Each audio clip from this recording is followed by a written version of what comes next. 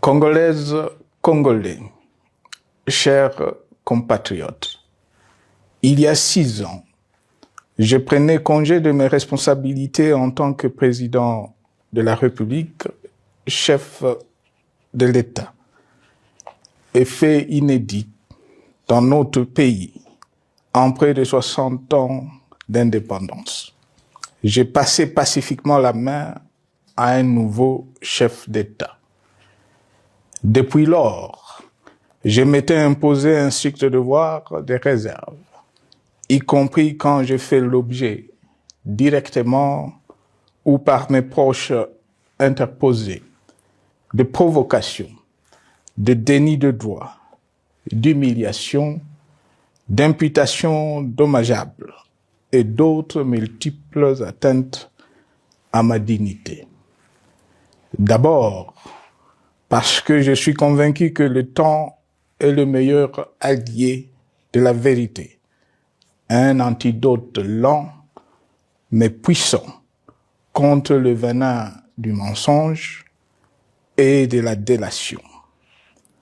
Mais aussi et surtout, parce qu'agir autrement aurait fait le jeu de ceux qui, par cette campagne odieuse, cherchaient à détourner l'attention de notre peuple de leur incapacité, aujourd'hui avérée, à répondre à ses attentes et aspirations.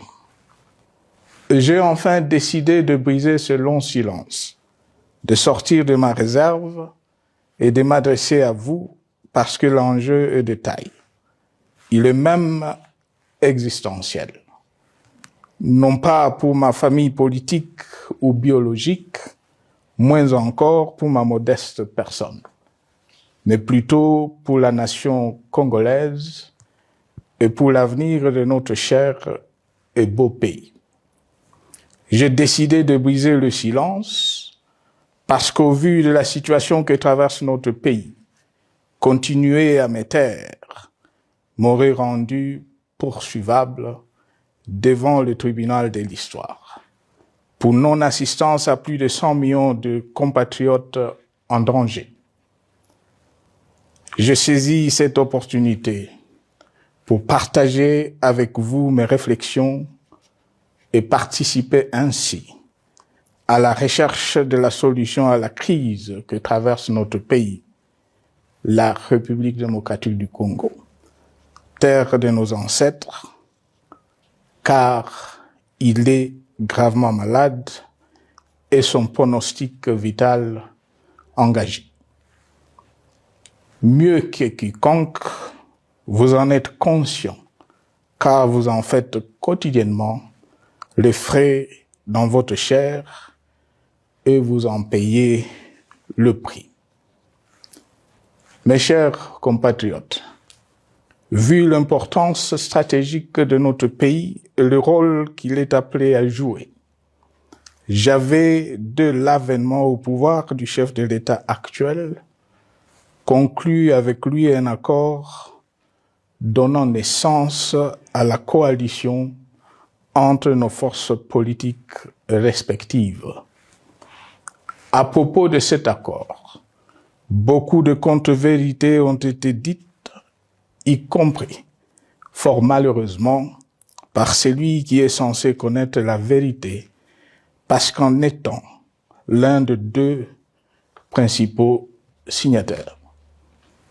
En attendant qu'au moment opportun, la vérité soit rétablie, preuve irréfutable à l'appui, permettez-moi pour l'instant d'affirmer qu'en ce qui me concerne, la conclusion de cet accord n'avait pour seule motivation que l'intérêt supérieur de la nation.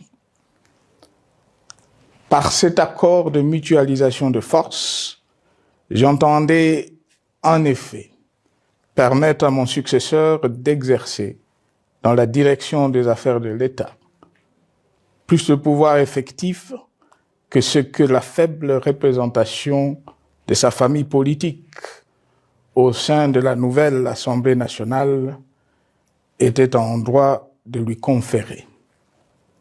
Je voulais par ailleurs faciliter le fonctionnement harmonieux des institutions et éviter à la nation, comme à notre jeune démocratie, d'éventuelles crises politiques qui leur auraient été fatales.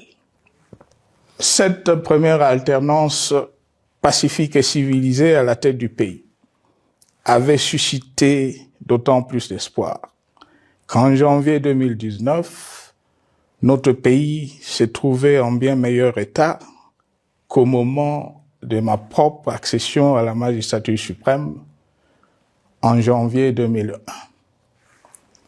Alors que j'avais trouvé un pays au bord de l'implosion, miné par une longue dictature et des guerres, sans institutions républicaines, économiquement en faillite et socialement déchiré. Bref, un pays dont l'incertitude de lendemain menaçait la stabilité de toute la région. Le 24 janvier 2019, j'avais en effet légué un bien meilleur héritage à mon successeur, à savoir un pays réunifié, largement pacifié et dont les limites territoriales correspondaient exactement à celles qu'elles étaient au 30 juin 1960. Une nation reconstituée, réconciliée et fière de sa diversité. Un État doté d'une constitution progressiste et des institutions fonctionnant harmonieusement. Une économie dynamique et résiliente et débarrassée du fardeau de la dette hérité de régimes antérieurs, du fait de multiples réformes structurelles engagées. Une armée nationale républicaine de plus en plus professionnelle et capable de relever le défi de la défense de l'intégrité du territoire national. Une démocratie en constante consolidation, avec notamment l'organisation sur fonds propres d'un troisième cycle électoral. Le cœur serré, je constate qu'à peine 6 ans après, ce bel héritage en indivision, légué à l'ensemble de notre peuple, a été complètement dilapidé par celui qui en avait reçu la garde. Que notre pays offre un spectacle de plus désolant et qu'il suscite d'autant plus de désespoir au sein de notre peuple et de pitié et de moquerie à travers le monde, que l'inconscience de ses dirigeants ne permet aucun espoir de redressement. Cette détérioration rapide de la situation générale du pays est principalement due à l'iverse du pouvoir sans limite.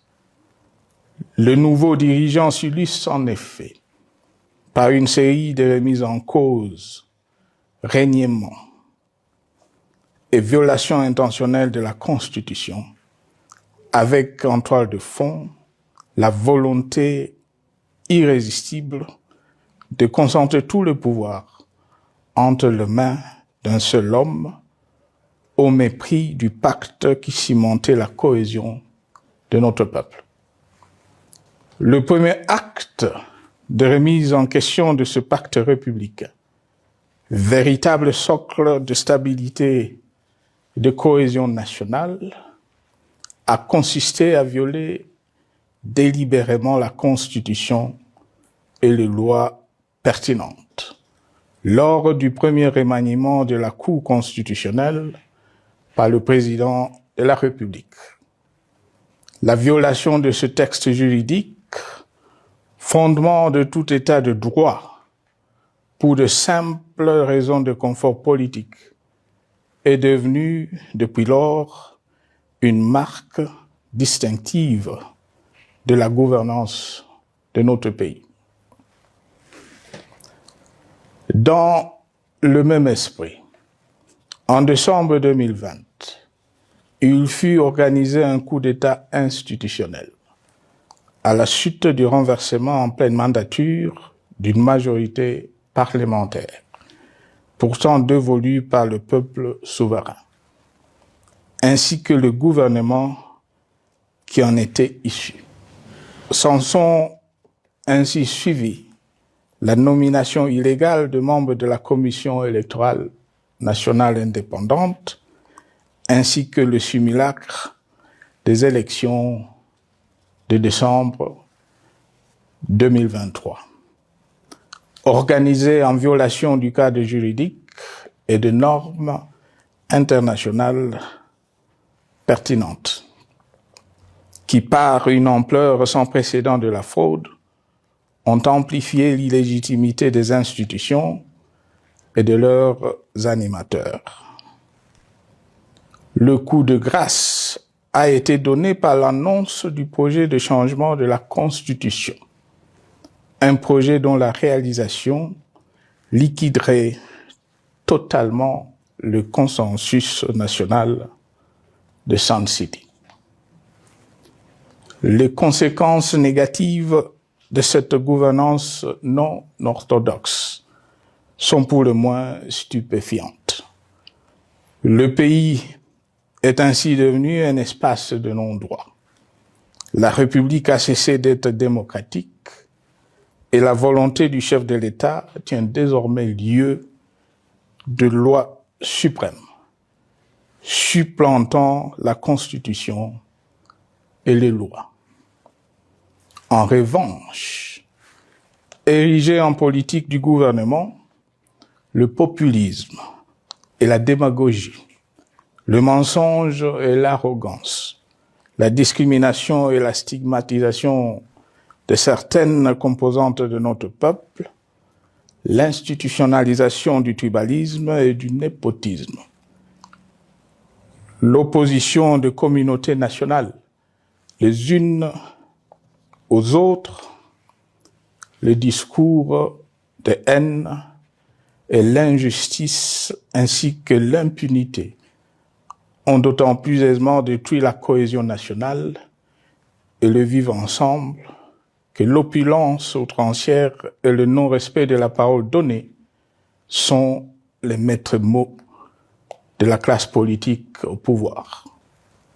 Ce qui a rendu le pays fragile et donc vulnérable.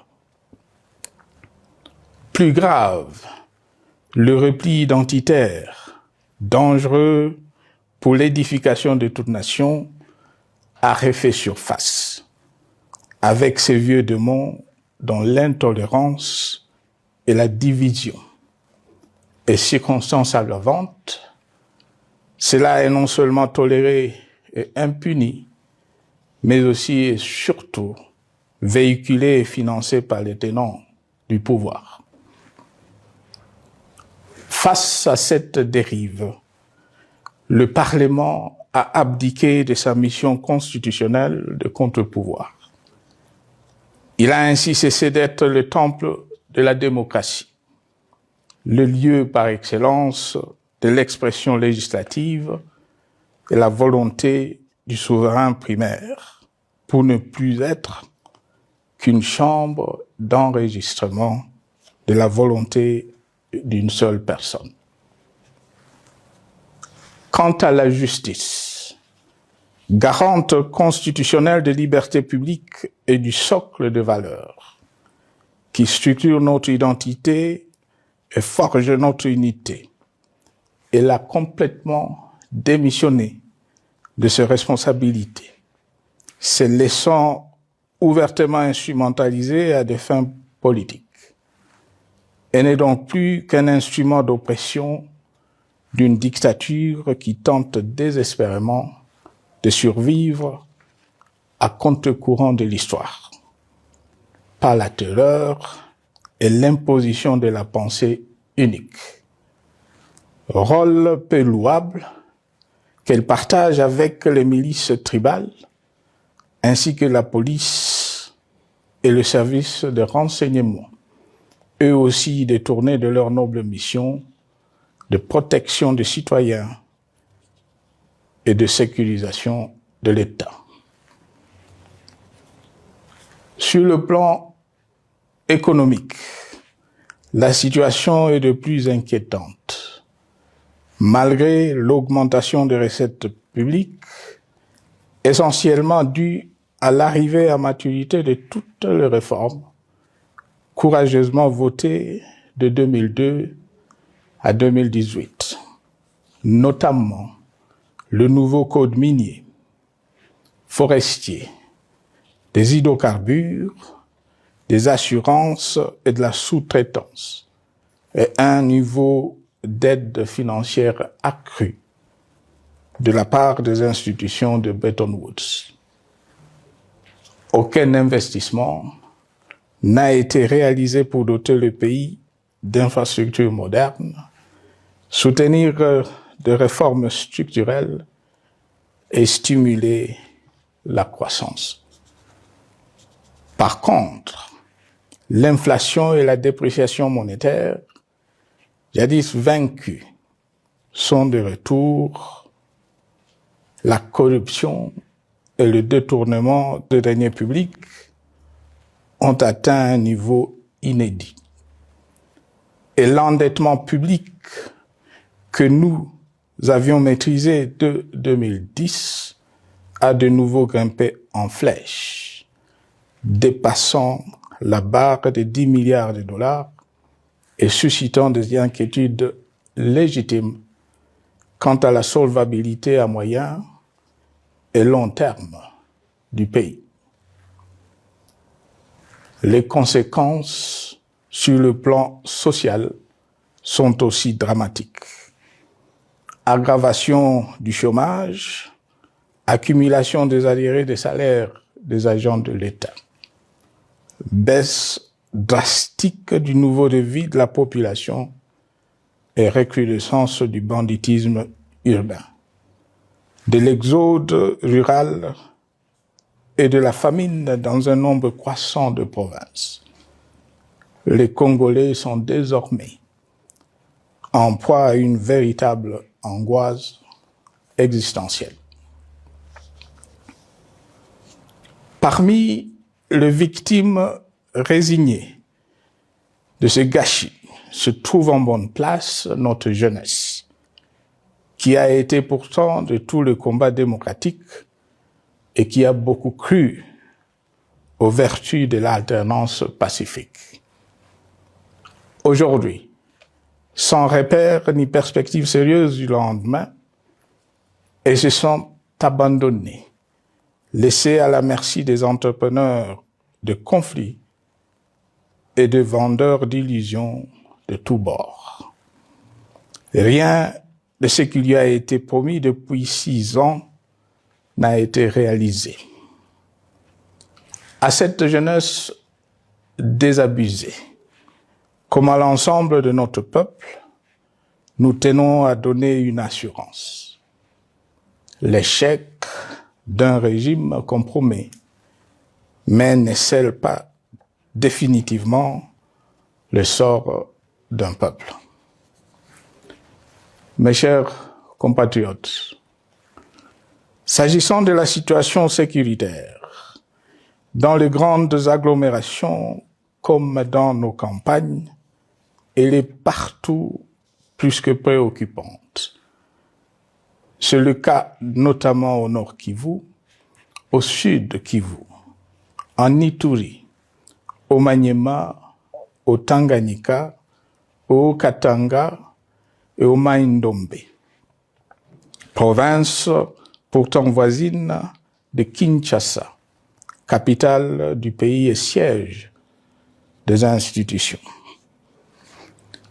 Le sang de nos compatriotes civils et militaires, valeureux officiers et soldats des rangs, mais aussi députés, éminents membres de la société civile ou de partis politiques, a ainsi abondamment et gratuitement coulé. Du fait de l'intolérance, du cynisme, voire pire, d'un terrorisme d'État pratiqué dans un seul et unique dessein, l'abus du pouvoir pour le pouvoir. C'est le cas, entre autres, de plusieurs centaines de détenus du centre pénitentiaire de rééducation de Makala, sauvagement abattus dans la nuit du 1er au 2 septembre 2024, victimes sans défense d'un crime incontestable contre l'humanité, à ce jour restés impunis.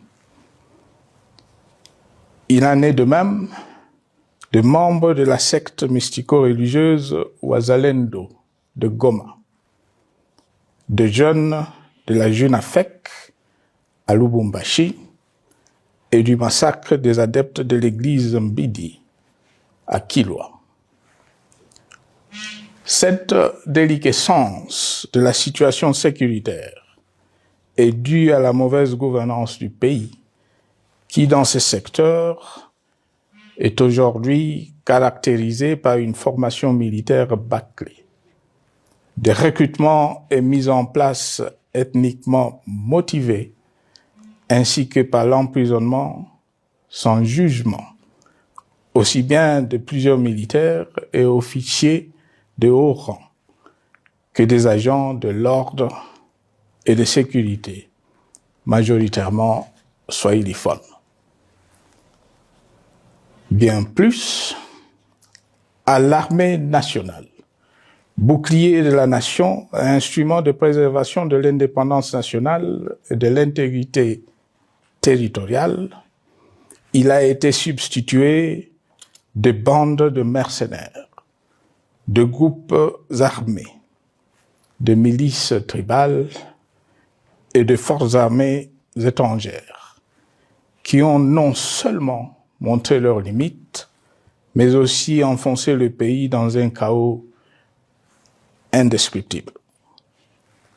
L'État a ainsi perdu le monopole de la violence légitime en sous-traitant aux groupes armés, autrefois maîtrisés, le maintien de l'ordre public et de la tranquillité nationale.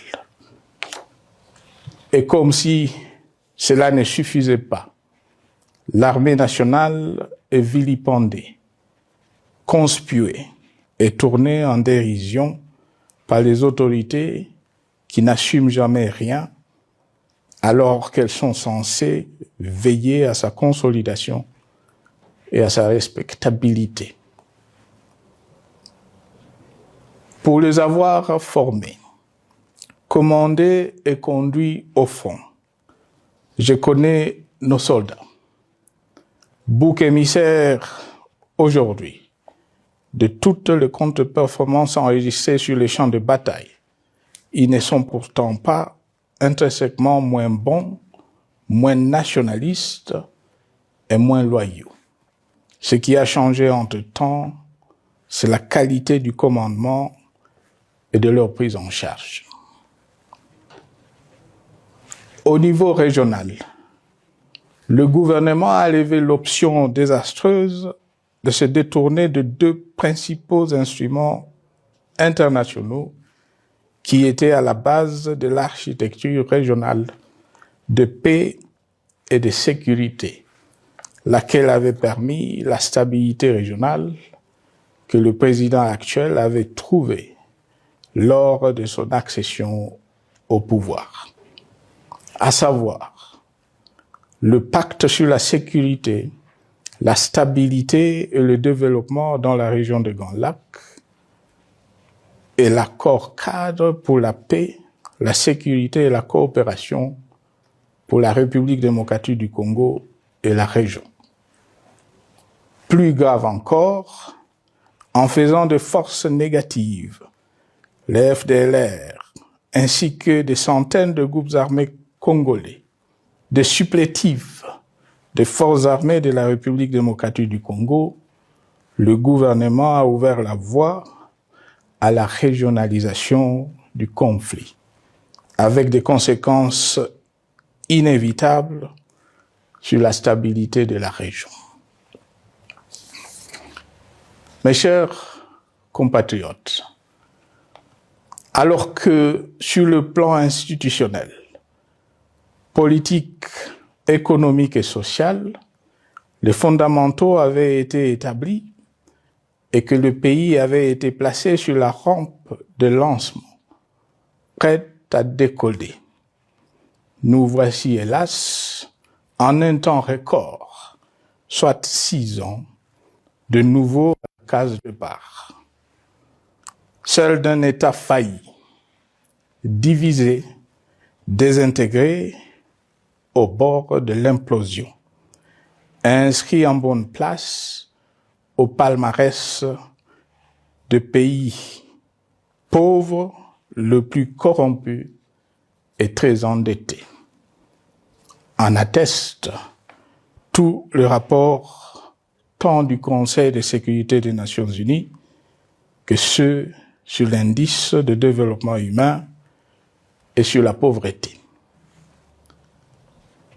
La crise qui déchire notre pays est donc profonde et multidimensionnelle. Sa solution doit être nécessairement globale. Toute autre approche n'a donc aucune chance de conduire à une paix durable. Bien plus, le Congo est intemporel. Il n'appartient pas à tel ou tel régime politique, ce dernier étant par définition rotatif et donc passager en démocratie. Il appartient plutôt au peuple congolais dans sa grande diversité.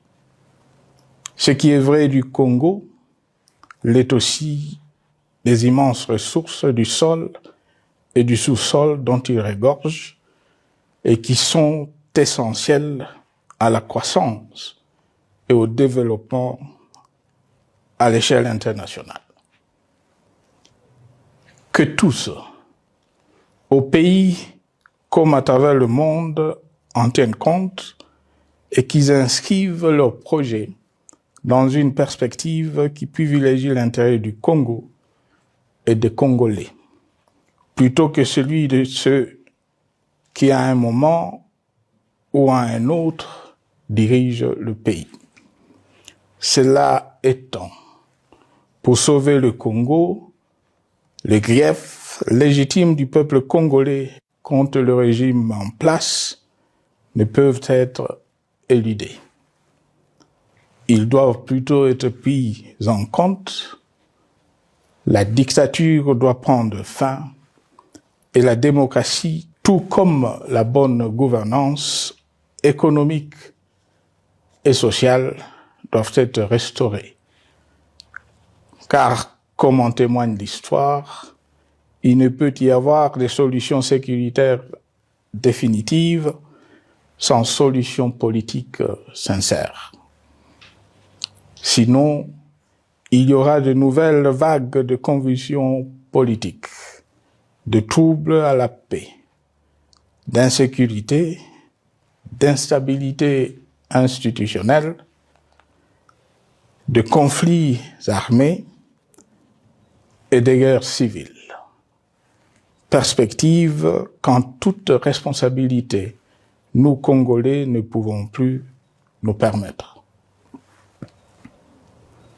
Il est dès lors vital que les multiples initiatives de recherche de la paix, Luanda, Nairobi, EAC-SADC, l'Union africaine, Doha et Washington, que nous accueillons favorablement, les considérant comme autant de signes de compassion et de solidarité à notre peuple, soient conscientes de cette exigence.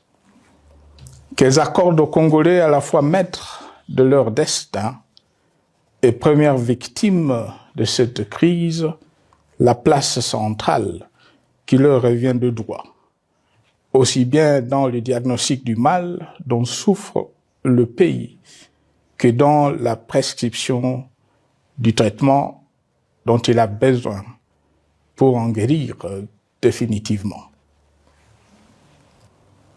Il convient de noter à ce sujet que le gouvernement de Kinshasa s'est enfin résolu à se mettre autour d'une même table avec l'AFC/M23 depuis plusieurs semaines à Doha, même si, bizarrement, il continue à considérer comme un crime le fait que les autres Congolais se parlent entre eux.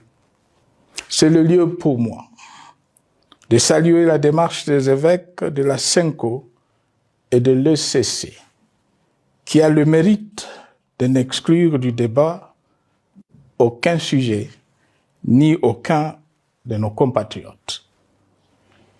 Sans être parfaite, cette initiative conjointe des Églises mérite le soutien et, si nécessaire, des enrichissements de la part de notre peuple. Mes chers compatriotes, une fois n'étant pas coutume, il convient de dénoncer la falsification de l'histoire par ceux dont le jeu pervers dans l'opposition naguère, comme aujourd'hui au pouvoir, a consisté et consiste encore à calomnier, à diffamer, à diaboliser et à diviser pour gagner et régner, à se défausser sur les autres pour justifier leur contre-performance, quelles qu'en soient les conséquences sur la cohésion nationale ou en termes de vies humaines injustement brisées ou perdues. Une preuve, s'il en fallait encore, vient de nous en être donnée une fois de plus. Il y a quelques jours, en effet, suite à une simple rumeur de la rue ou des réseaux sociaux sur ma prétendue présence à Goma, où je veux me rendre dans les prochains jours, comme annoncé par ailleurs, le régime en place à Kinshasa a pris des décisions arbitraires, avec une légèreté déconcertante qui témoigne du recul spectaculaire de la démocratie. Mieux que quiconque, vous savez que pour moi, le Congo est la priorité absolue, que sa souveraineté et son intégrité territoriale ne sont pas négociables, que mon engagement pour la démocratie, la cohésion nationale, la paix et la stabilité n'est pas un slogan creux, et que le respect de la Constitution et des lois du pays, autant que celui de la parole donnée, sont sacrés. Militaire, j'ai juré de défendre la patrie jusqu'au sacrifice suprême. Hier au pouvoir, aujourd'hui en dehors du pouvoir, je demeure plus que jamais fidèle à ce serment. En ce moment où le pays est de nouveau divisé, appelé par le destin, j'ai le devoir d'œuvrer à la recherche de la paix et de contribuer à la reconstruction de notre pays qui se meurt. C'est dans cet esprit que j'ai choisi ce moment pour exprimer ma sympathie à l'endroit de toutes les victimes du conflit en cours, de réconforter et marquer ma solidarité avec la population de la partie orientale. Vous, qui êtes abandonnés par le pouvoir central, qui semble avoir pris le parti de vous punir, entre autres, en déconnectant les institutions financières du réseau bancaire national et en restreignant le mouvement de personnes et de biens. Ces décisions et bien d'autres vous asphyxient et rendent votre vie plus précaire que jamais. J'en appelle aux uns et aux autres, en particulier au gouvernement, d'humaniser les conditions de vie de nos compatriotes de cette partie du territoire national. Ils ont droit à la vie, à la scolarisation de leurs enfants et aux autres conditions du bien-être. En entendant le rétablissement de l'autorité de l'État sur toute l'étendue du territoire national, j'invite les tenants du pouvoir à protéger la population. De même, l'armée, la justice, les autres structures en charge de l'ordre et de la sécurité doivent être véritablement au service de la population et répondre à ses aspirations. Mes chers compatriotes, de par mon expérience dans des situations similaires, le patriotisme et l'humanisme ont guidé le processus de règlement de conflits et ont porté de fruits dans le passé, aussi bien sur les champs de bataille que sur celui des négociations ou du dialogue. Notre pays avait été divisé de quasi-moitié pendant quelques années. La sagesse avait alors prévalu. Nous avions recollé le morceau et le pays a survécu dans son unité. C'est ainsi qu'après quelques années de réflexion sur la crise en cours, après avoir consulté des chefs d'État et des anciens chefs d'État de la région, ainsi que des acteurs politiques et sociaux, nationaux et étrangers, j'ai fait ce jour une proposition qui engage la nation tout entière à un sursaut patriotique pour un pacte citoyen afin de tirer le pays du gouffre. Le travail hardi qui s'impose à nous portera notamment sur les 12 points suivants. 1. Mettre fin à la dictature, mieux à la tyrannie. 2. Arrêter la guerre. 3. Rétablir l'autorité de l'État sur toute l'étendue du territoire national. 4. Restaurer la démocratie en revenant aux fondamentaux d'un véritable État de droit. 5. Rétablir les libertés fondamentales. 6. Réconcilier le Congolais et reconstruire la cohésion nationale. 7. Relancer le développement du pays par la mise en place d'une bonne gouvernance économique, une gestion administrative et financière orthodoxe et une répartition équitable des ressources nationales.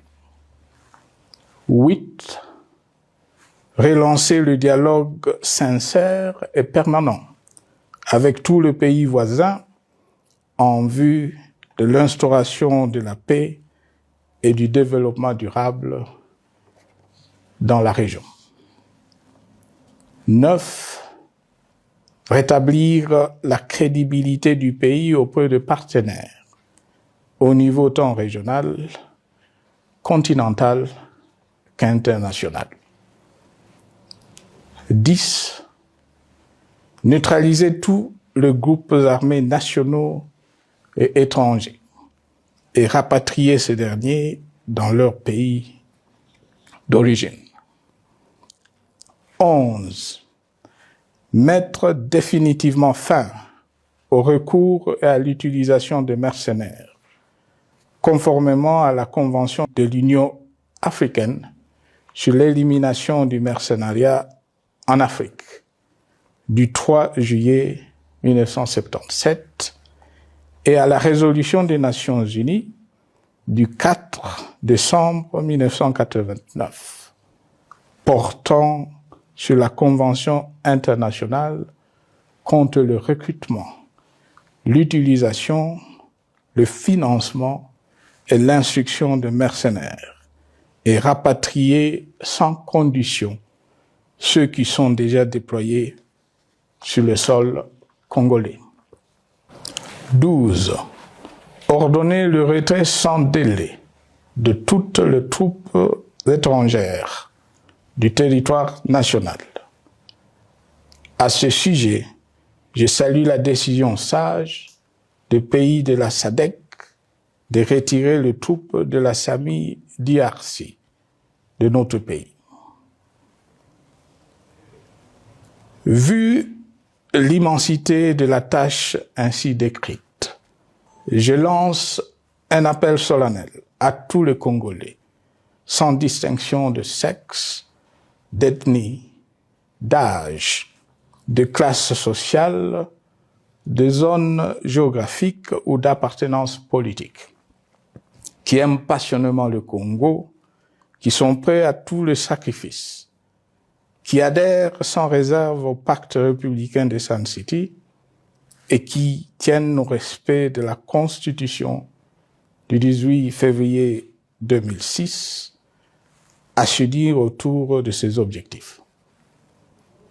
Il s'agit de la refondation de l'État et de l'édification d'un pays qui a perdu ses repères.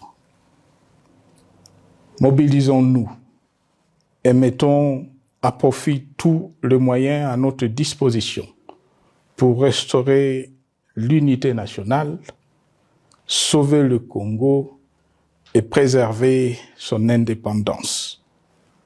Car l'Afrique et le monde nous regardent. Mes chers compatriotes, le Congo vaut mieux que la caricature qu'en donnent ses dirigeants actuels. Le Congo mérite mieux que cette politique extérieure faite de jérémiades et de mendicité.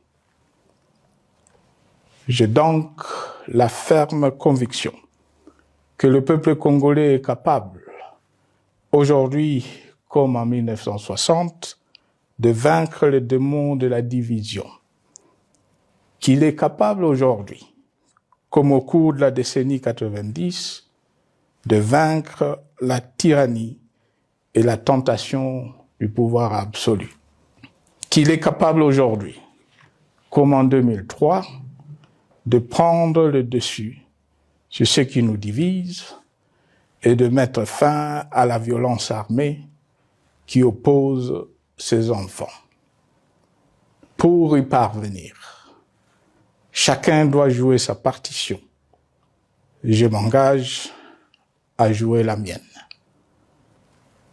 Que Dieu bénisse la République démocratique du Congo, qu'il bénisse individuellement chacun de vous. Je vous remercie.